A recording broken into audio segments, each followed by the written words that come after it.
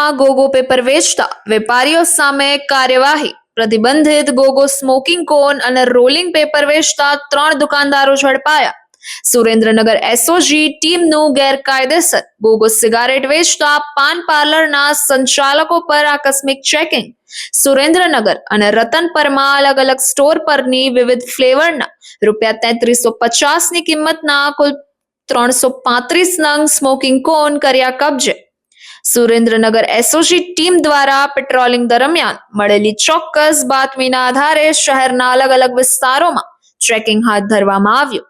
દરમિયાન રાજ પાન parlour, હેસીફૂડ road, Surendranagar deluxe પાન parlour અને smoke light પાન parlour, Ratanpar bypass પોલીસે આ ત્રણેય પાન પાર્લરની કેબિનમાંથી અલગ અલગ ફ્લેવરના કુલ 335 નંગ સ્મોકિંગ કોન કર્યા કબજે. આ મામલે સુરેન્દ્રનગર સિટી એ ડિવિઝન અને જોરાવરનગર પોલીસ સ્ટેશન ખાતે કુલ 3 અલગ અલગ ગુનાઓ દાખલ કરી કાયદેસરની કાર્યવાહી હાથ ધરવામાં આવી છે.